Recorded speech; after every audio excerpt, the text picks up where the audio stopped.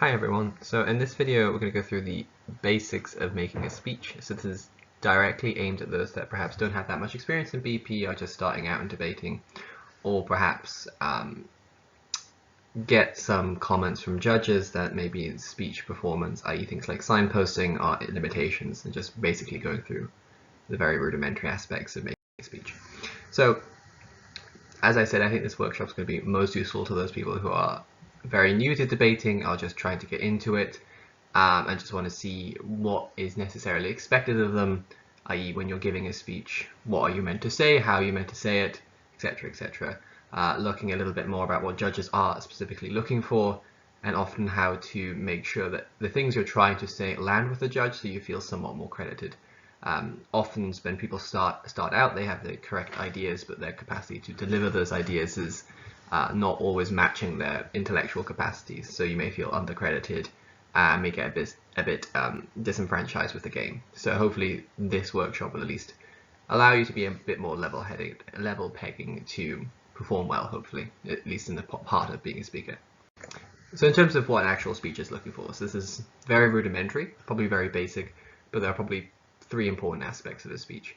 One is obviously you just want to make an argument. So you want to make a case that advances your side, either proposition or opposition. If you're in opening, this can just be any argument that you think is particularly persuasive, or ones that you find intuitive, or even ones you just want to have fun with and you want to run. You want to make sure, secondly, that the argument you're making doesn't exist in abstract, i.e. the point of BP debating is not just to throw arguments out there and let judges have a lot of fun or annoyance with working out which argument is more persuasive, but arguing why the thing you're saying is more important than the things other people will say. So right off the bat, even if you're a first speaker, which we call Prime Minister, an argument you will be making, advancing a side of a debate, should be comparing and explaining why what you're saying is more persuasive than what another team will say. So if you have a very simple motion like this house would ban zoos, if you're a Prime Minister, you don't want to just be standing up and listing all of the reasons why zoos are bad solely. Obviously, you want this to be a part of your case. You want to be explaining why zoos are bad, ergo why you want to ban them. But you'll want to be arguing why zoos are worse than the good that zoos can do. I think this is more exemplified in some motions you may see at other competitions where it has what we call a comparative directly baked into it. So sometimes you will see this house believes social media has done more harm than good. These types of debates are directly calling upon you to be comparative, i.e. there are some good and some harms that social media have done, depending on what side of the debate you're on. You're not just going to tell me all the reasons why social media is good if you're on prop, or why is it harmful if you're on prop, but necessarily why the harm outweighs or is more important than the good rather. So this is about making your arguments comparative. Thirdly is to justify why what you think is true is actually true. So if you're claiming that zoos are bad because they keep animals engaged and this makes them feel bad, you perhaps want to generate some reasons why that is likely to be true. It might be intuitive to you. Intuitions are sometimes sufficient in debating. But when on different topics, try to find multiple reasons why what you think is true is the best way to go. And finally, it's necessary to explain why what you're talking about is the most important thing in the debate. Oftentimes, you will find an argument, you will believe it is the most important, you will think it is the most important, but you have to have that little extra bit of justification to explain why what you're thinking is important. So this is the four elements of a debate speech. You want to have argument or arguments. You want to have some argument. You want to have your arguments being comparative, i.e. either directly responding to another team if you're not Prime Minister, as in if you're speaking after an opposition or your opponents have spoken, to engage with an argument that is explaining why what they have said is wrong and why what you said is right, or why what they said is less important than what you've said. Justifying why it is true and why it is important, and obviously having fun, which is all the point of debating, apparently. So let's go through the chronological steps. And so in prep, BP debating is 15 minutes of prep with you and your partner with no access to things like technology or usually a case file. Most of the time people will end up, especially if they're new to debating, panicking or not using that prep effectively. We already have a video on the SSDC channel if you wish to look at it about what kind of things you should be thinking about in prep and how you should approach prep in a little bit more detail. Just to summarize what I think is important in prep, you want to be thinking about something called burdens. which is what you need to prove in a debate. You want to be thinking about the different inventive ways you can prove the case, thinking about like the actors involved in a debate, what they care about, etc., etc. So in prep, you should spend a few moments, maybe 2 or 3 minutes, silently or engaging in discourse with your partner about what you think is important in the debate, what you think you might want to talk about, maybe explain to each other why you think it is important to talk about this kind of thing, not just for fun, but because it'll get your brain going about why you think it is important, so that you can actually tell the judges why you think it's important. Which you'd be surprised, many debaters, even intermediary and sometimes advanced debaters, may forget this. They may get bogged down in proving something to be true and being very clever with all of the mechanisms why they think, you know, the world will collapse tomorrow, but not necessarily telling me why I should care about the world. I often trivialize this in the following way, which is oftentimes people in debating will tell me, this results in more people in poverty, or this results in more people dying. And usually as a judge, I will have in my notes, why is that important?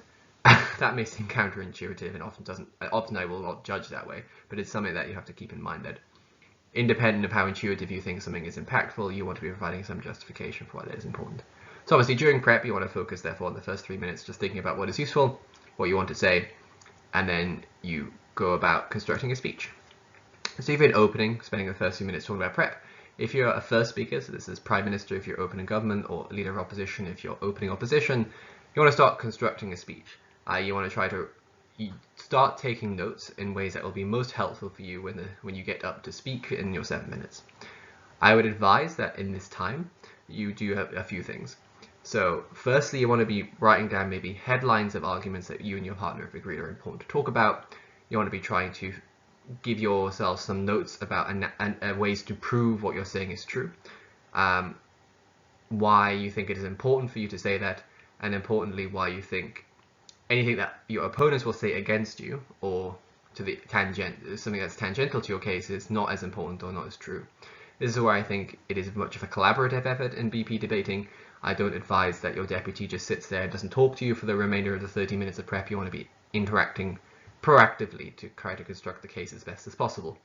This is where it becomes personal preference. I don't actually often speak first speaker, but when I do, I tend to think chronologically in orders of proof.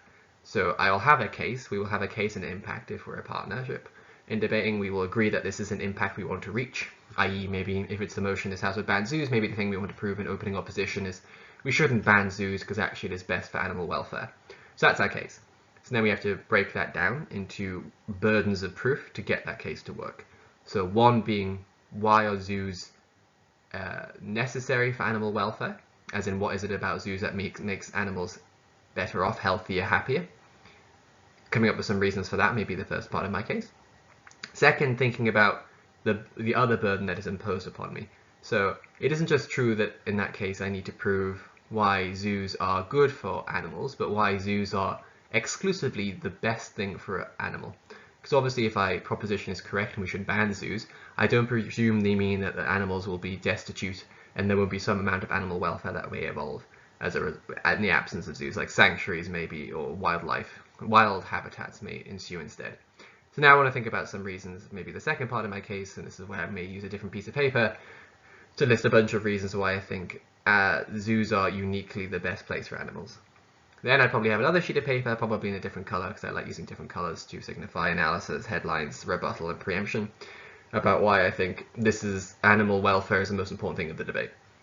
Obviously, the key point here is this is very unique and very specialized to the person, as in many different people use very different techniques. I myself will use different techniques depending on what position I'm in, where I'm in the debate, how well I need to do in the debate, if I'm in person online. So all this is very unique and personal to you, and it's also obviously situational dependent.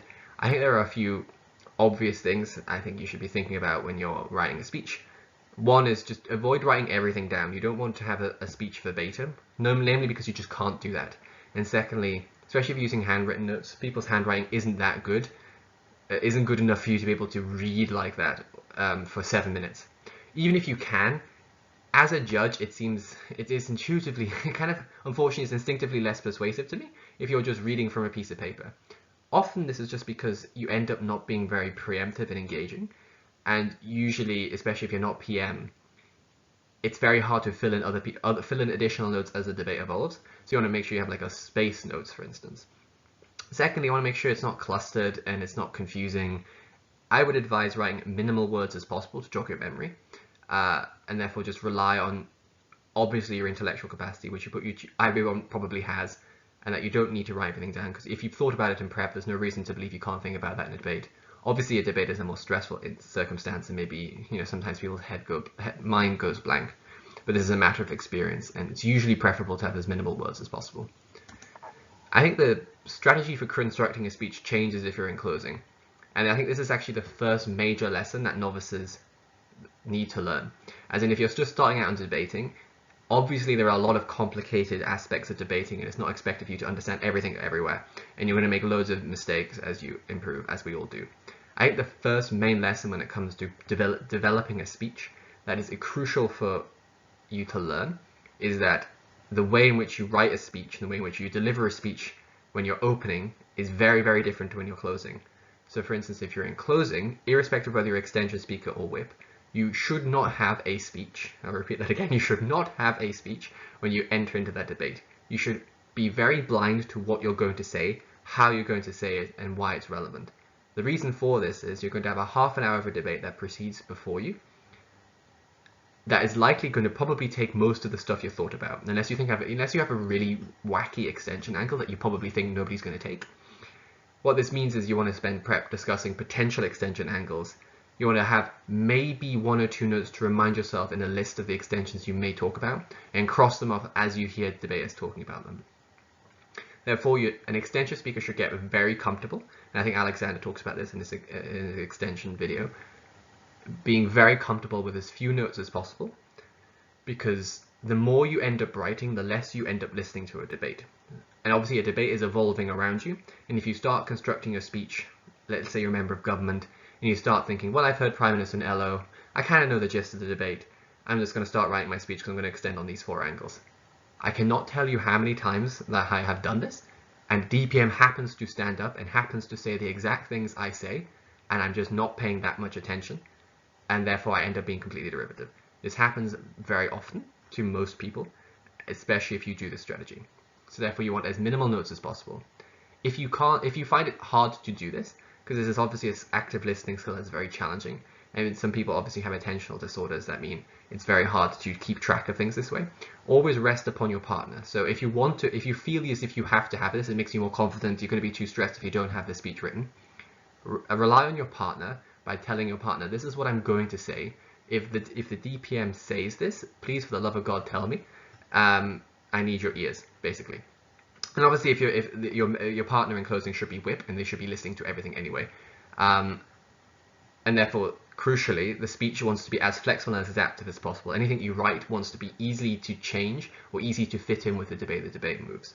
So therefore, that's why often speeches aren't that nice to listen to in BP, because obviously it's not 45 minutes of building nice rhetorical poetry and getting like quotes and using thesauruses and all of that shit. That's not what BP is about, right? BP is actually about testing your analytical rigor. I do think this does actually make it very enjoyable to listen to, especially a high quality debate, because it depends if you enjoy listening to how the intricacies of arguments interact with each other, but this is obviously what debating is about. The BP debating specifically is about. Great. So let's say you've done that in prep, right? In opening, you have if you're Prime Minister or Leader of Opposition, you have a skeleton of the speech, you have cases, built on burdens, importance weighing and analysis. What is actually crucial when you're going to come up and speak, and perhaps what you should construct your speech around? The most important thing to do is something called signposting. If you don't do this regularly, you'll get many judges that will tell you, even when you win, or even if you win rather, that your speech would have been easier to follow if you had signposted what you were saying. What this actually means is you need to do something called meta-debating. So rather than just giving an argument, giving loads of reasons why the argument is true, giving the reasons why it's important, doing weighing, intuitively you know what you're talking about, and maybe your partner knows what you're talking about. Oftentimes it can be quite difficult for an external person who hasn't spent 15 minutes with you in prep to understand why you're saying what you're saying. Particularly if people are speaking very quickly, particularly if you're nervous, particularly if your notes are a bit messy and you're just kind of new to debating and you slip your words quite regularly. What signposting does is, before you say something, you explain why, first what you're about to say and why you're about to say it. This is probably the most important aspect of a speech, aside from having the case in itself. Like, for instance, a very well done case with very little signposting is sometimes, for most judges who maybe aren't as experienced, is as important for, or as likely to get you the win, and having a poorer case but that is well signposted. Because in the action of signposting, not only are you directly pushing your material against other teams, but you'll be more likely than not to provoke yourself into recognizing how your case is interacting with others, and to actually on the spot generate a response or generate a weighing, even if you haven't written it down. So for instance, some examples, right? This seems very trivial and very school-like, but it actually is very powerful in terms of being able for judges, especially less experienced judges that may be on the panel, to track what is happening. So things like, I'm going to have 3 arguments in my speech. First is I'm going to talk about where the policy is. Second, how I'm going to increase people's welfare. And thirdly, why ops backlash argument is flawed. Already the judges know that you're going to have 2 substantive arguments. They've already put those in their notes. They're going to be tracking if you prove those burdens, and they're already going to be very likely to credit you. And then thirdly, they know you're going to be preempted, and they're going to listen out to that preemption. So you've already primed the judges that this is what they should pay out for. This took literally 20 seconds and probably makes most of your substantive case very clear about what you're going to say. Second example, now, why should we care about our arguments, more arguments at opening? What you're doing here is flagging that you're about to do some weighing without just rushing into the weighing. Now the judges are now thinking, okay, this person is now going to try to weigh above their opening. I have in my notes, as most judges do, what I need to be convinced of for them to be weighed above. Do they do it? Tick, cross, easy peasy, right? Thirdly, an example, recognize you'll probably hear this response. Here's why it doesn't matter. I think this third one is probably the most useful example of signposting for me as a judge, but also as I do in this as a speaker. I think this makes it very obvious what you are doing and makes you stand out in the debate longer. So if you're opening government specifically, you should probably know how people are going to respond to you, and you want to make it very explicit that you're preempting this. This means that in judges' notes, they will literally have that response written down, and if when they go look at their notes, if they need to, like after closing opposition is spoken, they will already see in their notes very clearly that you've responded to this. If you're just rambling off responses and not saying how they are responses and why you're saying it, right? If you're just like, here are 3 reasons why the backlash doesn't work, here's what blah, blah, blah, that may slip past the judge to why you're saying it. It may get lost in other pieces of notes. It may not be primed in their heads what you're specifically saying. I think this is why signposting becomes very important, because most judges, even the best judges, are going to potentially not be as attentive at certain points of your speech because it is an hour long, particularly if it's like this happens a lot in closed rounds, particularly if you have like 4 rounds in the day. By the 4th round, people get tired. We're all human, and we end up potentially missing things as judges. And signposting is the best way to prevent against this. So succinctly, signposting is not only good for people to be able to track your speech, but is also secondly important for you to recognize what you have and haven't done in a speech. I.e., if there's nowhere in your speech where you've said, why should I care about this argument? You probably know that you haven't done the importance weighing. Or if you're like, if you've never once in your speech said, and here's a preemptive response, or here's why the response we're going to get is insufficient, you've already identified in your own speech probably that you're not doing the necessary legwork that is going to maximize success for you. So having maybe just a sheet of paper where you have these headlines and maybe a different color like I do sometimes underneath with some level of significance weighing, meta weighing, can be a way to jog your brain in a debate speech to make you as likely to succeed as possible. So different roles then. So I think the way in which you construct a speech and the way in which the speech should sound obviously should be different by different speakers. So what a Prime Minister's role is in a debate is very different to what Leader of Opposition's is, DPM, DLO, MG, MO, Opposition Whip, Government Whip. They're all different positions. They may all have the word whip in them, but they are actually doing slightly different things. Obviously, Prime Minister is more similar to Leader of Opposition than Deputy Prime Minister is to Leader of Opposition. But there is some unique differences between them, which obviously we'll go into more in different videos. But from a standpoint of constructing a speech and at the end of what you should have at the end of prep, Prime Minister probably should have at least a skeleton or a sufficient level of depth in a speech by the end of prep. Prime Minister is probably the only position where you can get away with just reading off a piece of paper. I think this decreases the the amount of speech you have fulfilled, or the amount of speech you've written, probably should decrease as you get further away from PM. So LO should have less of a speech written in prep than PM, deputy, DPM less, etc., etc. as you go down the bench. For instance, the whips and the members should have virtually nothing. If you're going into prep with 3 pieces of paper that you end up saying at the end when you get asked to speak, more likely than not, you're not going to do very well in that debate, unless the debate was really awful. And you're unlikely to find very awful debates over and over again. So Prime Minister should have a speech by the end of prep. LO should have some amount of a skeleton, i.e. they know what their case is, they know what their framing is, etc. I say a skeleton because there should be levels of preemptive or at least integrated responsiveness material in LO, as in you should be responding to the frame of opening government and the arguments. Often you may have a Prime Minister that is quite clever and has strategically framed the debate in ways you may have not thought about in prep, and if you just read out your speech, it's likely the PM has constructed their frame in such a way to catch you off guard, and if you fall into their trap, you make DLO's life much harder.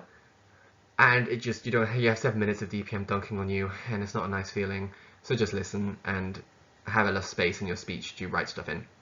I think deputies should have some points of preliminary weighing. At least when I am deputy, I will have like 1 or 2 headlines of things I know I'm going to have to weigh based on the case we've constructed, like why X is more important than whatever, and then just a blank line for whatever op talks about. Although sometimes I'm like, I know what the 2 cases of op will be, let's just have some little bits of weighing that might come up that I might be able to use during the last minutes of preps. Extensions should have a list of potential extensions, and that is it. And whips should have literally nothing written down. A whip is basically just a judge that is biased. Judges should not have notes written down before they enter into debate, because that just suggests they are being a bit insertionary. So it's a checklist to be very succinct, and I did this because I know I'd be verbose. 1, your speech obviously wants to contain a case, and by that you have verbal discourse during your prep in order to find the line. And if you're first speaker of open government, you have this line written down. Secondly, you have signposting in your speech. You're explaining what you're saying, why you're saying it, how you're proving it, and why it's important. And you're trying to write as little as possible, as in you just want key phrases to jog your memory. Maybe you want some nice flares. Sometimes when I'm a member of government, I will actually write down verbatim, like, a few sentences that make me sound fancy. I get told off for this, to be honest with you, but it makes me feel happy. You know, debating is about speech. Debating is about having fun. You'll see I have an example later about what I mean. Yeah. So in closings are obviously a little bit more technical. They require a balance between listening and active note-taking, but having things like signposting can help jog your memory as you're going through your extension. Like, you probably, as an extension speaker, want to have a speech that starts out with what went wrong on top half, explaining, like, if your opening is losing to their opponents, why that is true, and what needs to be true for them not to have won, and why you're going to do that, or why your opening team won, but you're going to do something even more persuasive, even more impressive. All your arguments, and then relating, and then obviously impacting, but then also just significance weighing. You want this kind of signposting that should be verbatim in your speech. If you're starting out in extensions, you should have a similar structure over and over again, and then slowly adapt it over time depending on what you feel is most comfortable to you. But your extensions shouldn't sound varyingly different from different rounds. Obviously the content does, but the signposting should be there and should be consistent. Here's an insight, right? So this is a speech. This is one of my extension speeches, written out of how I did it during the debate. So we were closing opposition. I was member of opposition. I think the debate was from Metaphysics Open, round 1, about whether or not, like, oh, this is like a complicated motion. So you have like 10 people are like grown in the lab and they're identical. They know that there's 11th person out there that's also identical. Whether or not these people should tell the 11th person that they were grown in a lab, basically. And we're opposition. So as you can see at the top, this is just the little flair thing I like doing sometimes, where I'm just dunking on someone for not responding to my partner's POI very well. I haven't followed my own advice in this, which is funny. So I've jumped straight into responsive engagement. So I'm trying to respond and outweigh my opening. So I have in italics the headline of the case, and then I have some amount of weighing written out a little bit too much, but just because this is a principal weighing and I usually find these harder, and this is how I've adapted to be a bit better at weighing this, is if I write out the weighing as I think about it, because I tend to think in constructed sentences rather than thinking in some like abstract ideas that some people do. What is useful to see here is The reasons I'm giving for weighing I put in bold and aren't sentences. These are those I can just skim through very quickly and ad lib as I go along. You can see then next is just weighing uncertainty. So I've always got headlines that show me what I'm about to do, and then I'll articulate to the judges what I'm about to do, then I'll give it. I then go to one argumentation about consequences of dissociation, i.e. Why particularly in this case opening did not talk about likelihood analysis about why this is likely to be the case. Both my top half team didn't. As you can see in red, this is where I'm specifically about to weigh above my opening, as in I'm going to point out what opening didn't do. Why it is probably important. I am also, because I'm doing an analytical extension here, being very specific about what they did say and why I think it's insufficient. And then as you can see at the bottom of the speech, I'm starting to therefore fill in these pieces of analysis, and afterwards I weigh this. So obviously what you can see by this speech is I'm not following some of my own pieces of advice. I must confess this is, by speaks, the best speech I ever did so far in my debating career. So this is why I'm showing it, because potentially this somewhat was very successful and worked to a certain capacity. What you can see here is I'm trying to make it as easy as possible for me to understand what I'm doing. So I use bold, for instance, to understand unique responsive engagement. I use colors to demonstrate what I'm responding, what I'm weighing. So if I actually have different colors for OG, OO, CG, CO in my head, in my notes.